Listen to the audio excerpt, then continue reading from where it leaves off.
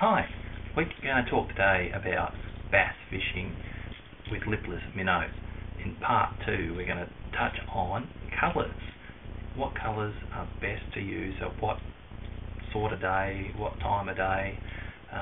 General rule of thumb is I like to use the bait fish more natural colours when it's sunny and bright, like the pearls, the whites with a bit of green on top.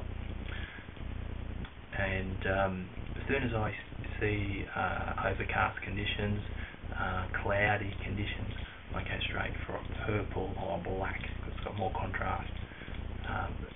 That rule, if you follow that rule, that will catch you a lot more fish. Also, when I work them, as well as slow rolling, hopping them, I like to drop them back. In that I mean disengaging the thumb bar on the spool and letting the line feed back or drop back so the lure will fall back down to the fish.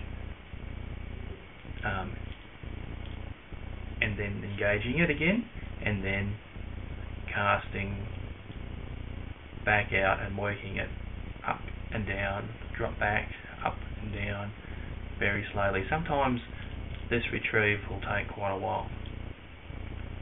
If you're working a bank, you can use the drop back method by just dropping the rod tip down so when you twitch it, it will drop back down and follow the contour of the bank.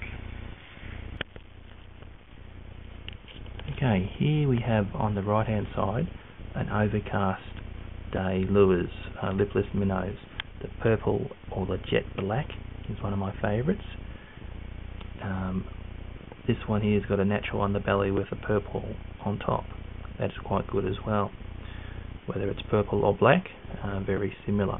When it is sunny, I love to go to the main pearls with a bit of green on top, whether it's a rattling lipless minnow or whether it's a soft compound lipless minnow that when the fish hit it, they feel it, they grab onto it.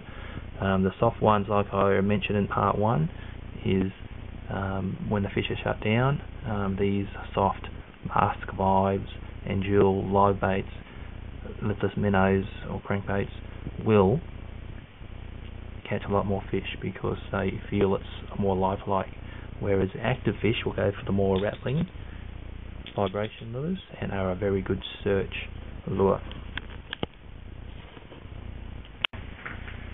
Now I'm going to talk about how I work lipless minnows.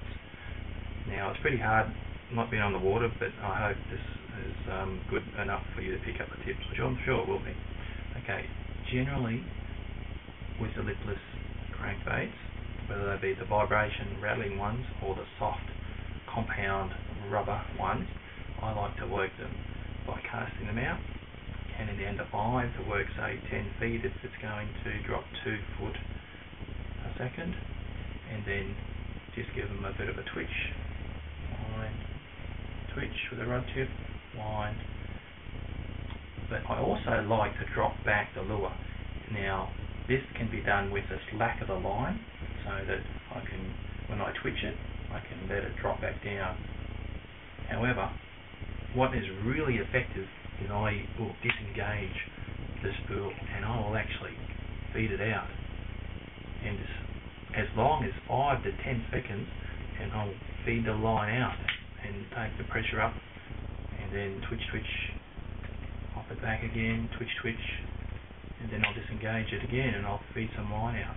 And this is a very slow process, and what this actually does, this allows the lipless crankbait or minnow to fall back down upright, looking very, very natural, instead of like many other lipless minnows. As soon as you stop, they will lie over on the side, and if any fish are tailing or following, they will veer away and they'll know straight away it's not a lifelike bait fish. So that's very, very important. It's just not a matter of casting it out and winding it in, because there's a lot more into it than that. And if you want to catch a lot more fish and you want to have a lot more fun, the drop back method will certainly catch you a lot more fish and put a lot more fish in your boat.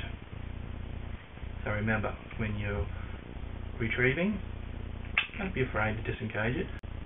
Always put your thumb on the spool so that if a fish does hit or strike the lipless minnow when it's in free spool, it's not going to peel the line off at 1,000,000 miles an hour and give you a massive bird's nest bunch of grapes or overrun. Always have your thumb ready, anticipating that, and to crank and to engage the bait caster into gear again in case a big bass hits you when it happens, because it does happen. So get out there, play around with it, mix your retrieves up a bit, and don't be afraid to mix up your retrieves. Click it, disengage it into free spool, feed out a couple foot of line, let it drop it down, so the lure's dropping back down, and instead of, if you were letting it drop down while it's still engaged, the lure will not drop back, it'll actually drop forward. So that's another good method of working a bank. If you've got a sloping bank, just let your rod tip slack line drop down so that the lure will drop forward like this, working the deeper slope until it eventually hits to the depth and then comes back up and rises back up to the boat. So there's a couple of ways you can drop back.